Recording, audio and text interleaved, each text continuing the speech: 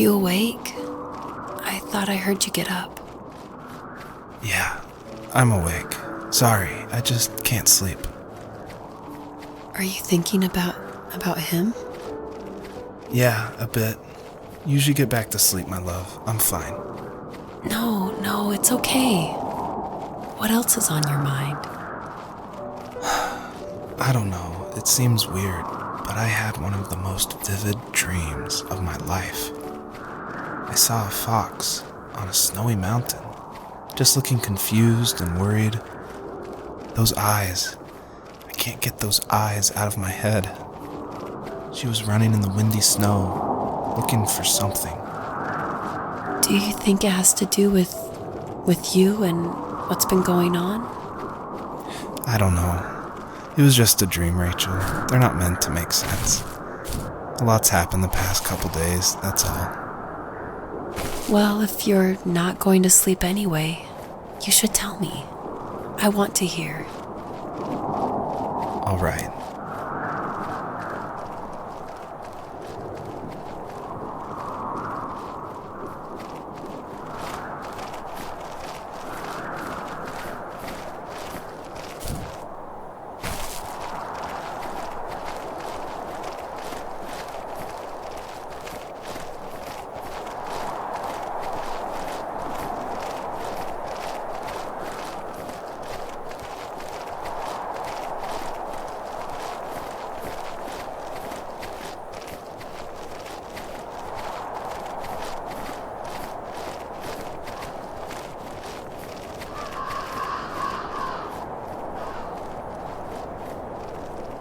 So, not far from her home, she followed that path to something unexpected.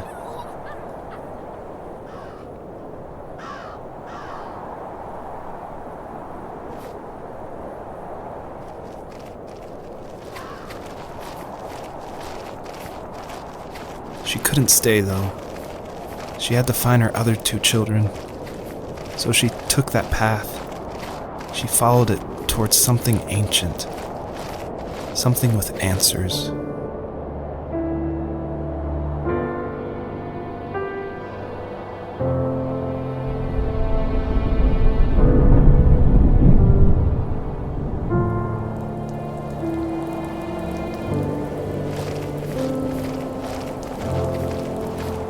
The fox looked high and low, searching for any sign of her cubs. Points of light showed the way to this ancient tree. It was as if each one had a story to tell, all their own. The land was trying to tell my story, too. I felt like I was right behind her the whole time.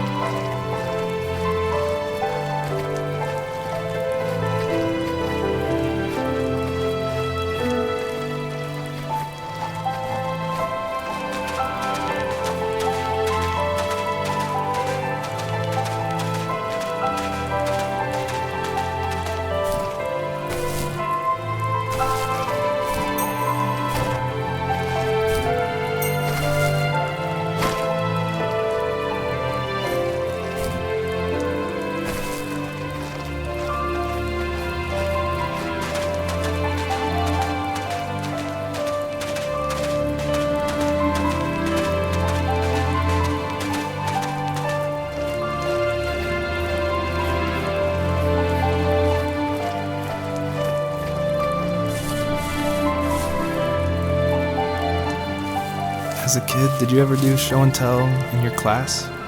Yeah, I think I only did it once, when I was in the 4th grade. You know how my life was around then.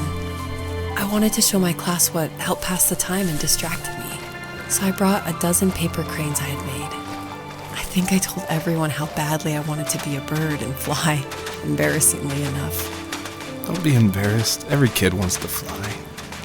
For me, it was another toy from my dad, a wooden boat. I remember guarding it so carefully in my hands as I walked into class. When I sat down, a group of boys immediately made fun of it. They asked which trash can I found it in, or why an ugly log was my favorite toy. When I got up, I didn't even want to tell them my dad had carved it. I said it was a joke gift my friend had given me. Kids can be so cruel. Some of them are. I shouldn't have let them get to me, but it did. It's amazing we bounced back at all.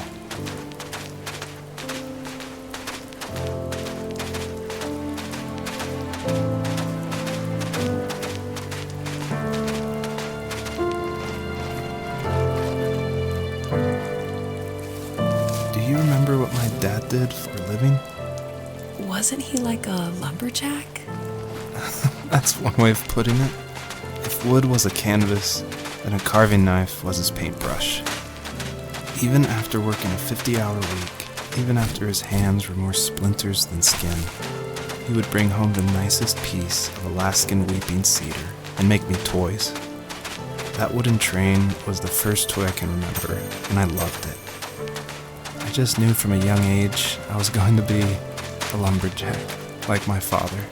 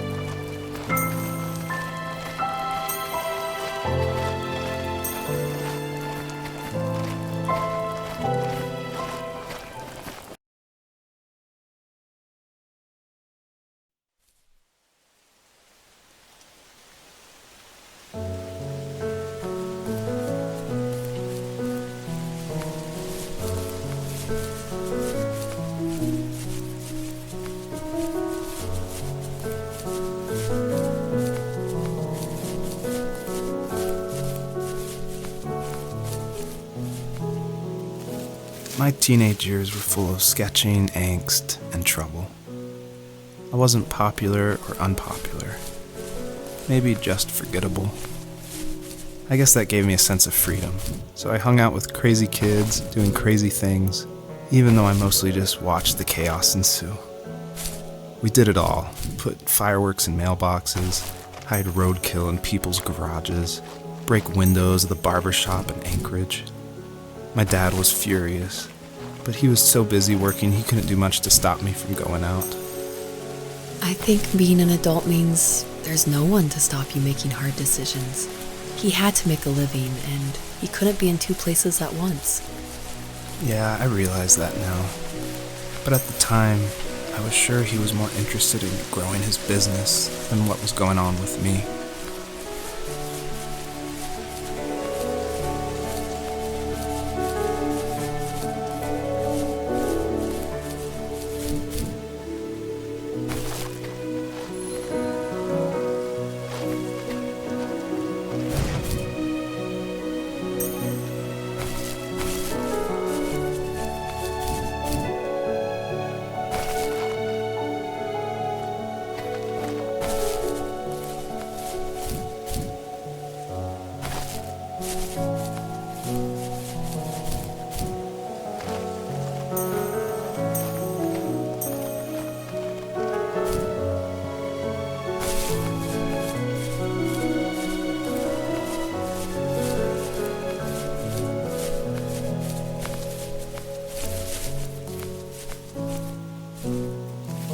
He was working another late night, and my friends were over, saying how bored they were and how they had come all the way out to my house for nothing.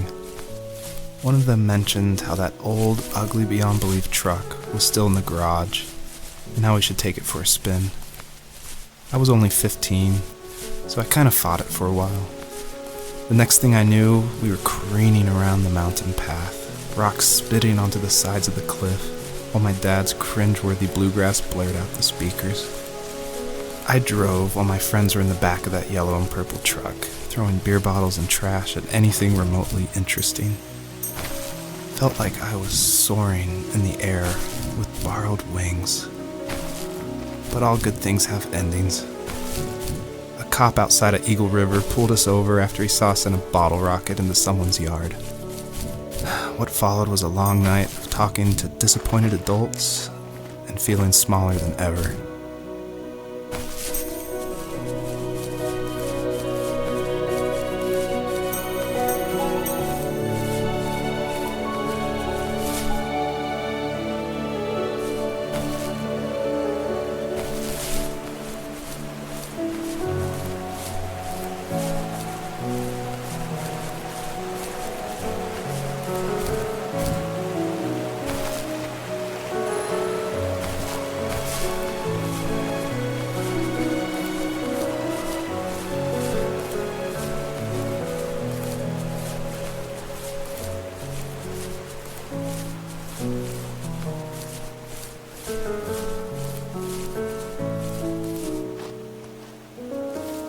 After he drove me home from the police station, I blew up at him, saying how I never wanted to be like him, how I was going to be someone and leave that hick icebox for good.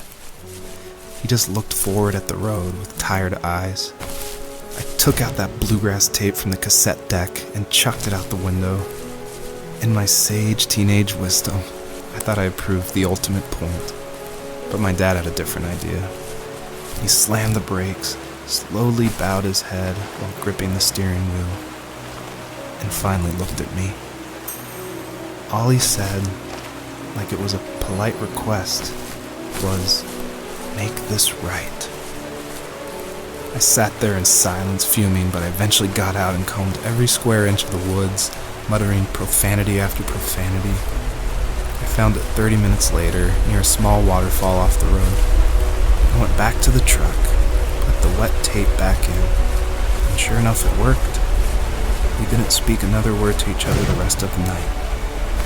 Wow, I knew you were a crazy teenager, but... It's hard to believe, isn't it? It surprises me too. It's like I didn't really know who that kid was back then. I bet my dad thought the same thing over and over. It's almost like he was saying, make this right to himself, more than to me.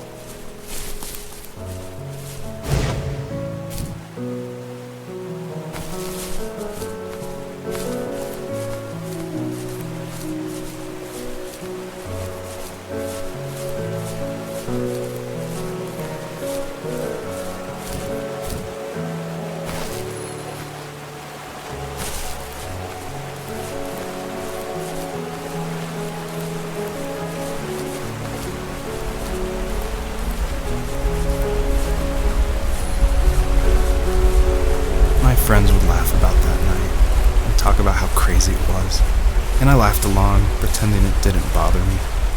But it did. I imagined my friends growing old in the bush, unable to find that thrill in those godforsaken ice fields. It's like those mountains were a literal wall, keeping me from leaving, where all I would have to look forward to are lumber yards and evening beers. I had to climb over. That was my only goal for a long time.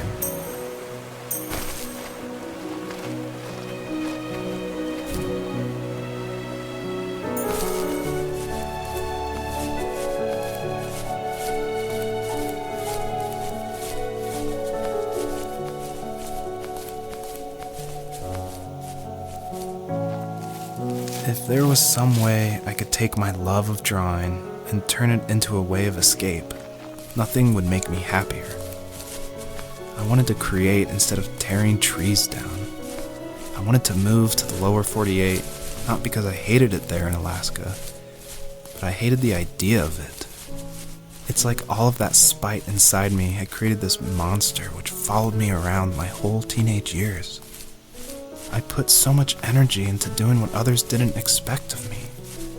Why did I do that? There's one fact you're forgetting, though. If you didn't have that fire in you, we probably would have never met. You're absolutely right.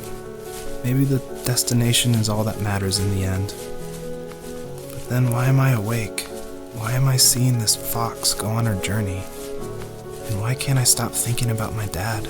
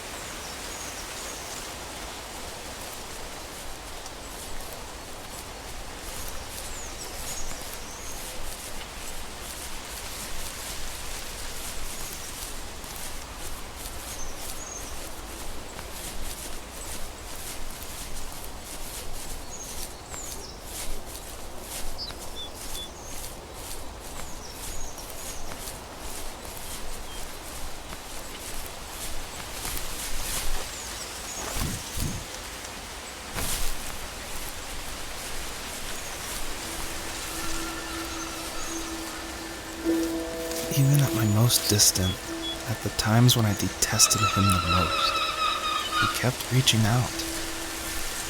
For a year straight, he asked me every week when we were going camping. I thought he was just dense.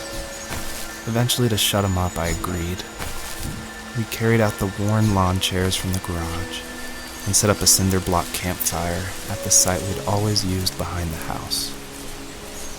We walked down the mountain path, talking in the warm sunshine we only got a couple months of the year. Those 3 obsidian rocks shimmered alongside the shore, almost like sparklers pressed against a dark window. I'll never forget that wet stone on my feet, or how those massive mountains looked even bigger in the lake's reflection. I felt small, but grateful. As the sun set, my dad found something I hadn't seen for a long time. The tree where I'd made my first carving when I was 6. I hadn't even carved it. My dad had helped me, but I still called it my tree. Something about seeing my name there made me open up, and we talked about everything that night in that old camouflage tent. I told him how much I loved sketching and design, and how it would be a dream to study architecture in Seattle. I told him how I didn't get along with my friends much anymore, but that I didn't mind being alone. He told me he was there for me, and he joked that if all he had to do was write my name on a tree to finally get me to talk, he would have left me carved logs with novels on them in front of my room every morning. I don't know why it took me that long to realize it, but it was then I knew how much he had sacrificed for me.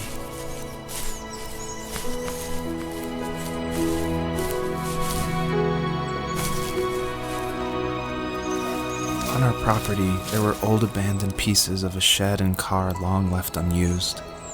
I used to ask him all the time who those people were that left all this junk, and I'm sure he got so tired of hearing it that he made up some elaborate stories how a brown bear ate them and haunted the woods afterwards.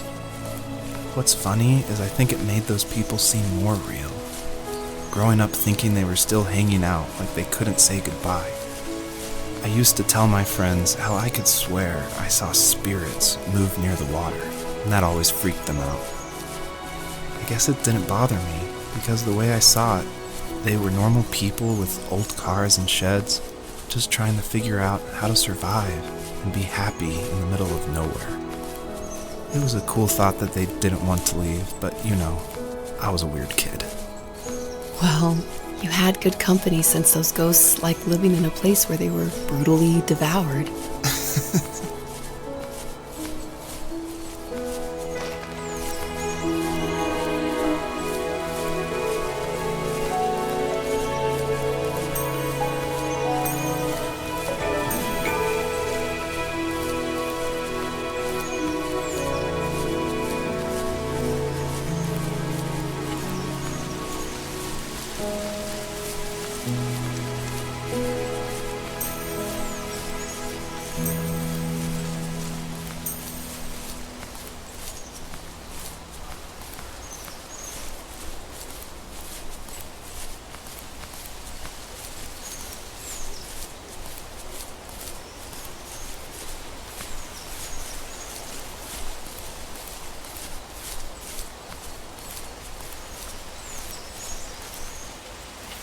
My dad built a lot of stuff in his free time. If he wasn't watching fly fishing or reading Tom Clancy novels, he was carving something. He made tons of birdhouses. Not that he was into bird watching, but I think he really missed working and adding on to the home. If he couldn't afford the time to build onto our own house, he would have to settle with watching birds move into their little homes. We kept an old mattress in the bed of that ugly yellow truck, so we would drive it deep into the woods and then watch the birds fly into their houses while the sun set. Usually it was accompanied by venison jerky or a cold Coke, but not a lot of talking, which is how we both liked it.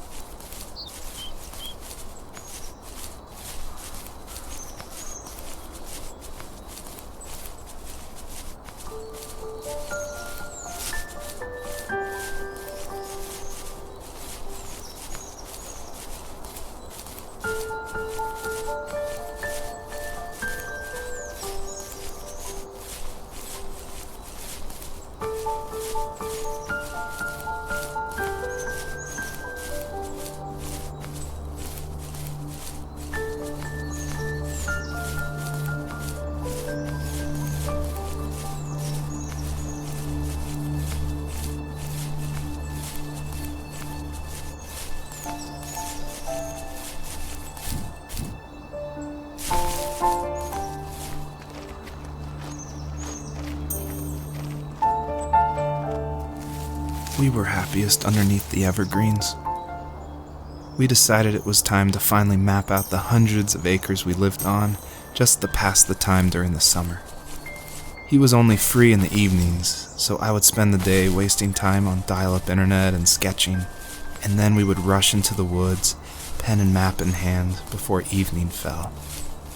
Sometimes, the aurora borealis would cast a cold green glow on the mountainside, and we would finish our route underneath a twilight sky. Sometimes I was lonely during those summer days, but there was comfort in the routine. A lot of teenagers aren't looking for the daily grind, though. There's nothing wrong with wanting to get out, to leave your childhood home. You wanted to progress, to make something of yourself. Yeah, you're right. That house. I'm sure it's the same as how I left it. But then why does it feel so different? I doubt you're the only adult to have looked back and asked that question.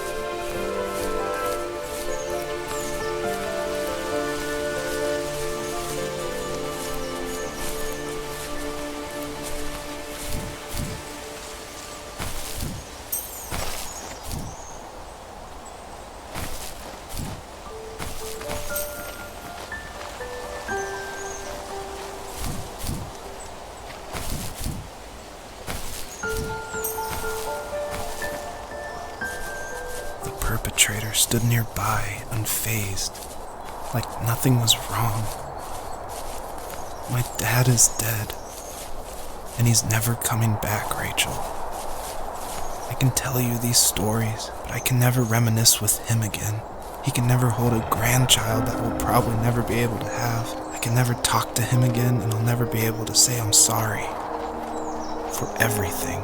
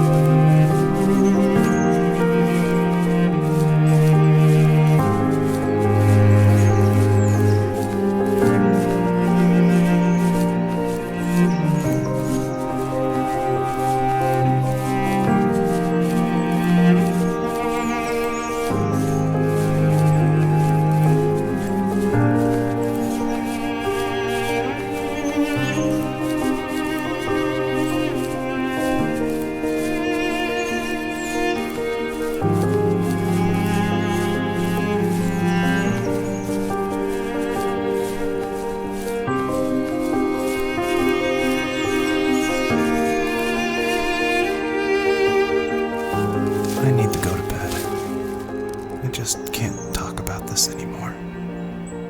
Good night.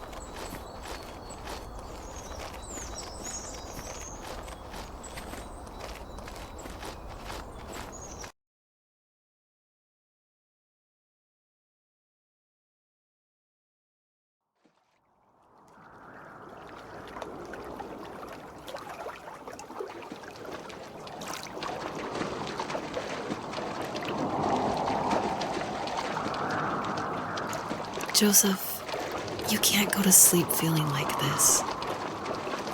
I'm sorry for everything, and I know you need space, but I'm here for you. You don't need to feel so lost. Joseph, have I ever told you what my mother was like?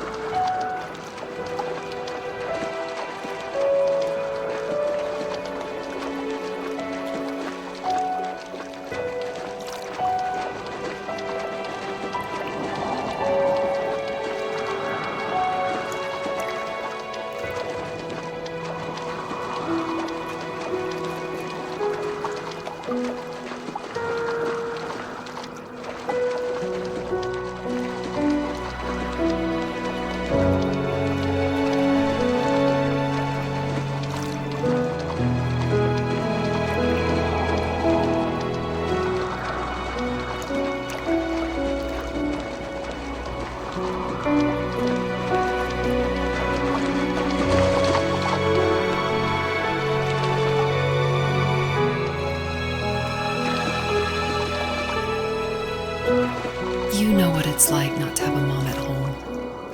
And you know how hard that made my childhood. What helped me was watching the birds in the morning before the school bus came. I thought that my mother was one of those birds, and it made me want to be free like her. My mom taught me how to fold origami cranes while she was in the hospital. So I told myself I would fold one every day until I could fly myself. I think we both have always loved animals, and for me that love started with a dog. Sometimes this Rottweiler would come up to our property line and wait at the fence for me, but only once in a while. I was sure to check every day immediately after school, and it usually ended in disappointment. I would even steal money from my passed out dad just so I could buy these off-brand dog biscuits. Even when she did stop by, she never went beyond the fence. Why was she so scared? I think my dad was the opposite of your dad in almost every way, except he was in the military as well. He coped with alcohol of every kind. The trailer started falling apart, he got angry, and I withdrew. More and more I became the weird, quiet kid who made lots of origami birds and carried dog biscuits around. I think we were pretty similar when it came to being the weird kids. And that same sincerity in college was one of the reasons I was so drawn to you.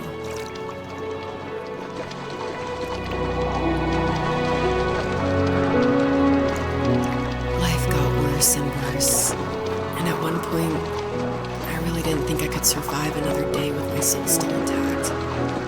I had no real friends, let alone neighbors, since we lived in the middle of nowhere. I should have talked to my teacher, but I was scared what he would do if he found out. As I waited for the school bus one morning, I walked around until I found something in an abandoned shed. Something I can't put into words. I summoned courage I didn't know I had, and I broke into my dad's room and found the key to the shed where he had locked my bike. I'll never forget that feeling. The wind rushing by my ears as the sun rose over fields of wheat. I was flying for the first time. I biked as far as my legs could take me until I found a house that felt friendly and that felt like home. Those strangers helped me in so many ways. And if it wasn't for them, I wouldn't have found my foster family. And if it wasn't for my parents, I wouldn't have met you.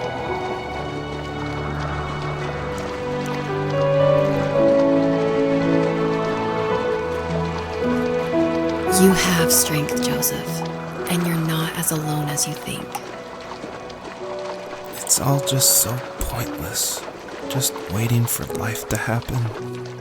It's like having the home I always wanted is cursed out of my reach. The thought of being a parent myself.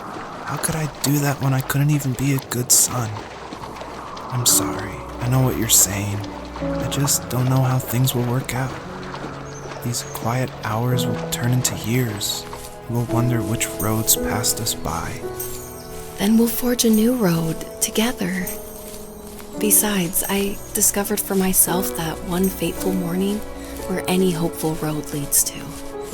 There may be thorns and mist, but it always leads to the same thing. And what's that?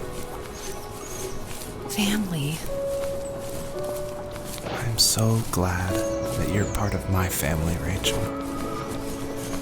And I'm glad you're part of mine.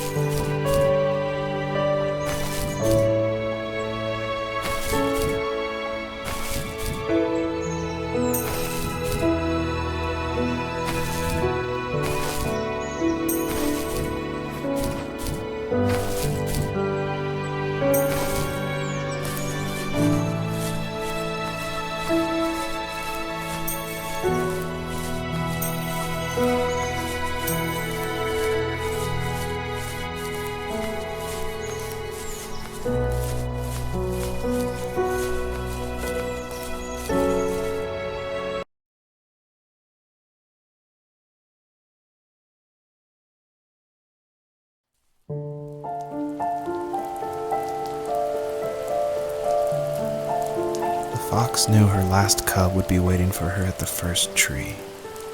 She was almost there. The rain cascaded onto the jade valley where the entrance to the tree was. Life was protected there, because that's where life began. It was now only a mother and a daughter left. Items from my life still dotted the ground as she moved closer to her destination and destiny.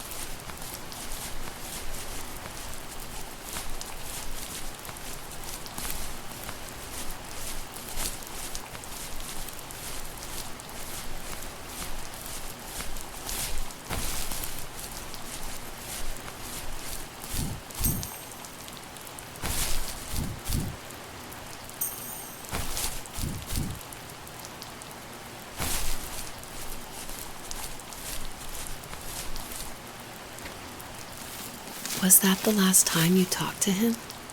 No, I called on holidays, and he would call on my birthday. I guess we acted like nothing ever happened, which was stupid. Didn't want to ask about his lumberyard, and I'm sure he didn't want to ask about my job search. I never went back and visited. I think the last conversation we had was about what movies we had seen and what exactly a best boy is in the credits. I thought he would be here so much longer.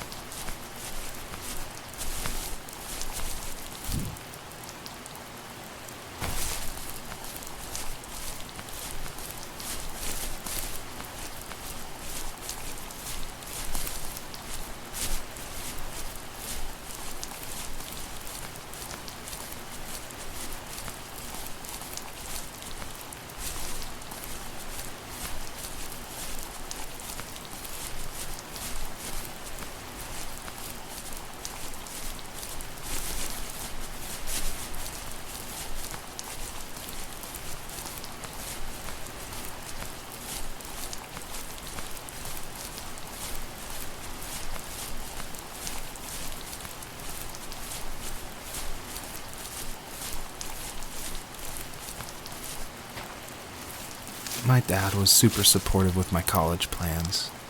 To a point. Things were okay until this terrible accident happened. I guess a forklift flipped over due to a bad axle, and it crushed one of the workers there. My dad didn't eat for days, even though he wasn't directly involved. It devastated him. Not only did it hurt the business, but it just freaked him out. He would talk in his sleep, muttering things about firing people and saying sorry. One fateful day he approached me, said that since my school search wasn't going well, I should finally be a man and take over the family business. He said one day he was going to die, and that all of his work, sacrifice, and even that man's life would be wasted in vain. I just lost it. Teenage me just exploded at the thought. I screwed up. I said things I shouldn't have. He was having a crisis, and and I pretty much spit in his face.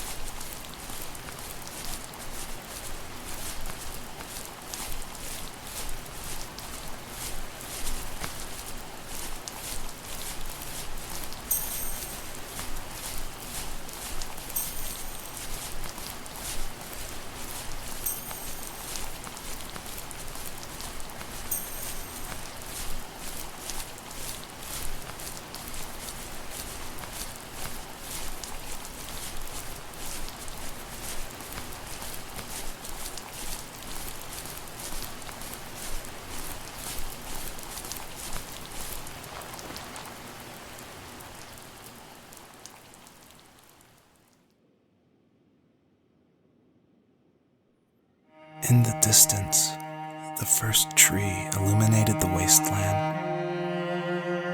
She couldn't go home anymore. She did the only thing she was capable of: moving forward.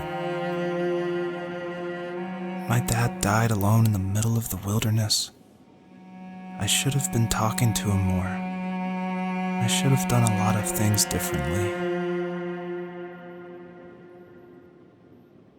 If the first tree on earth brought life with it, if it taught the birds to sing and fly and showed saplings how to grow, what could it do for us?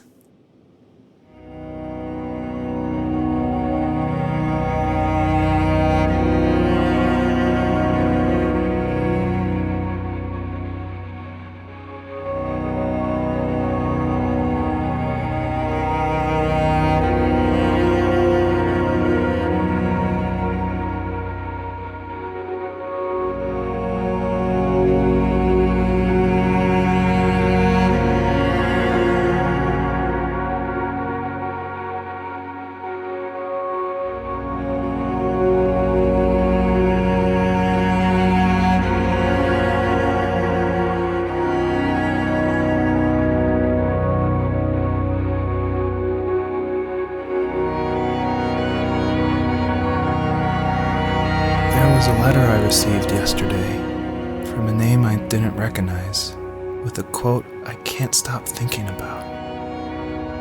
Death is not the opposite of life, but a part of it. More and more, I'm realizing one important truth. Each of us have our own journey to the first tree. But sometimes I'm not sure I'm ready to take that first step. You already have my love.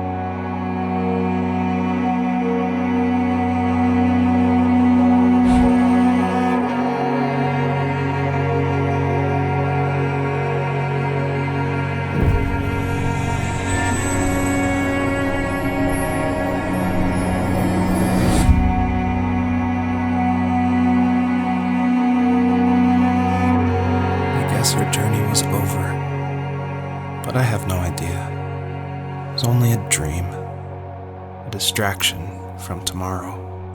I don't think dreams normally bring back to memory so many important feelings. Maybe it was just a dream, but it was also a gift. Yeah, I suppose. But tomorrow we're getting on a plane to the last place on Earth I want to be. The only person that would have made the trip worth it is gone. You're going to see him and be with him one last time before you say goodbye. I have one last quote for you by Emerson, sealed in an imaginary letter from me to you.